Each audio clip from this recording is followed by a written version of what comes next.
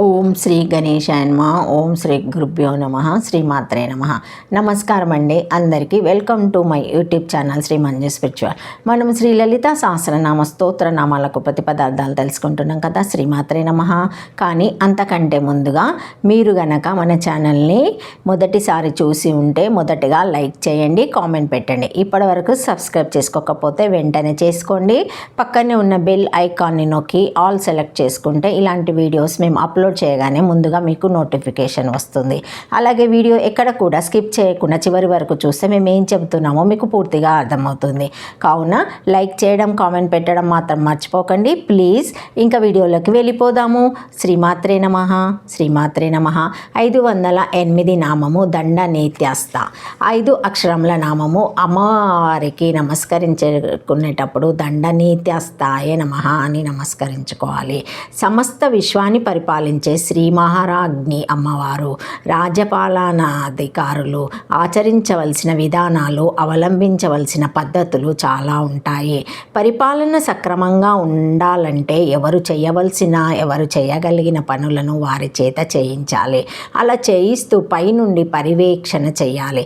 ఇదంతా రాజనీతి క్రిందకు వస్తుంది. దీనితో పాటే లోకనీతి, దండనీతి కూడా ఉంటాయి. అనురాగవల్లి అయిన అమ్మవారు అందరినీ మాతృస్వరూపిణిగానే సాకుతుంది, రక్షిస్తుంది, అవసరమైతే శిక్షిస్తుంది కూడా. తప్పుడు త్రోవలో పోయే వారిని, దుష్టబుద్ధులు గల దుర్మార్గులని శిక్షిస్తుంది. అయితే ఈ దుర్మార్గులందరినీ ఒకే విధంగా శిక్షించదు. వారి వారి దుష్టత్వాన్ని బట్టి, వారు చేసే దుష్కార్యాలను బట్టి శిక్షిస్తుంది. ఇలా శిక్షించడానికి దోహదపడే శాస్త్రమే దండనీతి శాస్త్రం అంటారు. ఈ దండనీతిని పరిపాలకులందరూ అమలు పరుచుకోవచ్చును. ఈ దండనీతిలో కూడా అమ్మవారి ఆజ్ఞలు అవలంబించిన విధానాలే ఉంటాయి. కాబట్టి అమ్మవారు దండనీత్యస్థ అయ్యింది. దండం అంటే దండన అనే అర్థం కాకుండా మనలో సూటిగా ఉండే వెన్నెముక్క అని కూడా సంకేతార్థం ఉంది. యోగదండం, మేరుదండం, బ్రహ్మదండం అని కూడా ఈ వెన్నెముకకు పేర్లున్నాయి. నీతి అంటే దోహదము అని, ప్రణాళిక, ప్లాన్, విధానము అని కూడా అర్థాలున్నాయి. ఈ రెండు అర్థాలను బట్టి దండనీతి అంటే వెన్నెముకకు సంబంధించిన ప్రణాళిక అనే అర్థం వస్తుంది. వెన్నెముకకు సంబంధించిన ప్రణాళిక అంటే కుండలిని యోగమే. దండనీత్యస్థ అంటే ఈ కుండలిని యోగం నందు ప్రధానముగా ప్రతిపాదింపబడుతున్నది అని అర్థం వస్తుంది. 1 దండనీతి శాస్త్రమునందలి విశేషములుగా ఉండునది.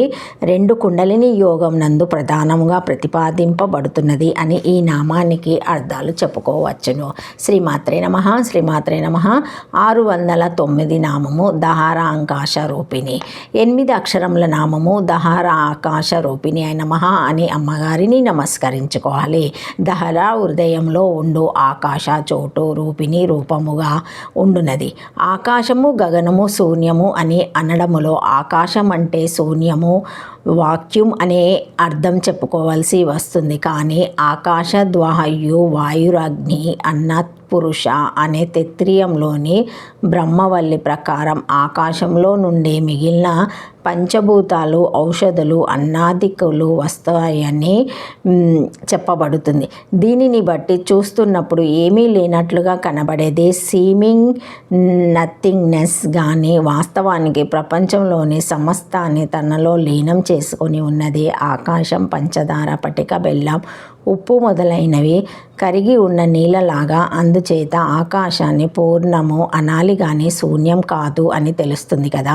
తనలో అన్నీ కరిగి ఉన్న నీళ్లు వేడెక్కడం ప్రారంభిస్తే ఆ నీళ్ళల్లో లీనమై ఉన్న పంచదార మొదలైనవన్నీ మళ్ళీ పునఃస్ఫటికరణ క్రియగా బయటకు వ్యక్తమైనట్లే ఆకాశంలోంచి సృష్టిగా అన్ని పదార్థాలు బయటకు వ్యక్తమవుతాయి. ఇలాంటి పూర్ణమైన ఆకాశమే ప్రతి జీవి హృదయంలోనూ చోటు రూపంలో ఉండేది.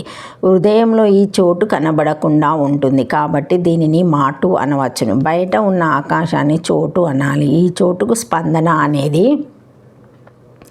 అభిలక్షణంగా ఉంటుంది. బయట ఉండే ఈ చోటు యొక్క స్పందనను బట్టి పాలపుంత గ్యాలక్సీలు సంకోచిస్తూ వ్యాకోచిస్తూ జీవనానికి కారకమవుతున్నాయి. అలాగే జీవి హృదయంలోని చోటు యొక్క స్పందనను బట్టి ఊపిరితిత్తులు సంకోచించి వ్యాకోచించి తద్వారా శ్వాస ప్రసారం జరగడం ధమనులు మంచి రక్తాన్ని హృదయం నుండి తీసుకువెళ్ళడం, సిరులు చెడు రక్తాన్ని హృదయానికి తీసుకురావడం, తద్వారా రక్త ప్రసరణ జరగడం ఇత్యాది ముఖ్యమైన కార్యక్రమాలు మనలో నిర్వహింపబడుతున్నాయి. ఈ బయట ఉండే చోటుకు రూపం, ఆకారం ఉండకపోవచ్చు, కానీ హృదయంలో ఉండే చోటుకు దహర, ఆకాశం లేదా మాటుకు రూపం ఉంటుంది. ఈ రూపంగా ప్రతి జీవి హృదయంలోనూ ఉన్నది అమ్మవారే అని ఈ నామం చెబుతుంది. సంకల్పాలన్నీ ఇక్కడ నుండి పుట్టి బుర్రలోకి పోతాయి. అవి తర్వాత దేహం ద్వారా బాహ్యంగా ఆచరింపబడతాయి. హృదయస్థ నామ వివరణ కూడా ఇక్కడ చదువుకోవాలి.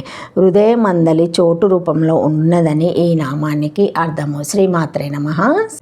దహరం అల్పం ఆకాశం హృదయ కుహరవర్తి తదేవ రూపం అస్య దహర ఉత్తరేభ్య ఇతి ఉత్తరామి మాంసాదికారణే అధః యదస్మిన్ బ్రహ్మపురే దహరం పుండరీకం విశ్వదహరోస్మినాంతరాకాశ తస్మిన్ యదా తదాన్విష్టవం ఇతి శ్రుతా దహరాకాశసేవ్యా పరబ్రహ్మత్వ నిరూపణత్.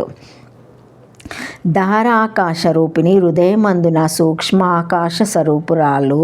దహరము సూక్ష్మము, అందలి ఆకాశము పరబ్రహ్మము. ప్రతి ప్రాణికి హృదయమను గుహయందు సూక్ష్మమైన ఆకాశముండును. అదే స్వరూపంగా గలది. సూత్రభాష్యంలో దహర ఉత్తరేభ్య అను సూత్రమున ఈ శరీరమందు హృత్పోద్మమనేడు వేష్మగృహము కలదు. అందు మిక్కిలి సూక్ష్మమైన ఆకాశము గలదు. దానిలో ఉన్న పరబ్రహ్మను వెతుకవలయునని గలదు. దీనినే దహరాకాశమేవ పరబ్రహ్మమని నిరూపింపబడుతున్నదని ఉంటుంది. 8 అక్షరముల నామము. శ్రీమాత్రే నమః. శ్రీమాత్రే నమః. Thank you for watching my video. Please like, share, comment, subscribe to my channel. మరిన్ని వీడియోస్తో మళ్ళీ కలుస్తానండి. ఈ వీడియో మొదటిసారి ఎవరైనా చూసి ఉంటే తప్పకుండా లైక్ చేసి కామెంట్ పెట్టి సబ్స్క్రైబ్ చేసుకోండి. Thank you. శ్రీమాత్రే నమః. శ్రీమాత్రే నమః. శ్రీమాత్రే నమః.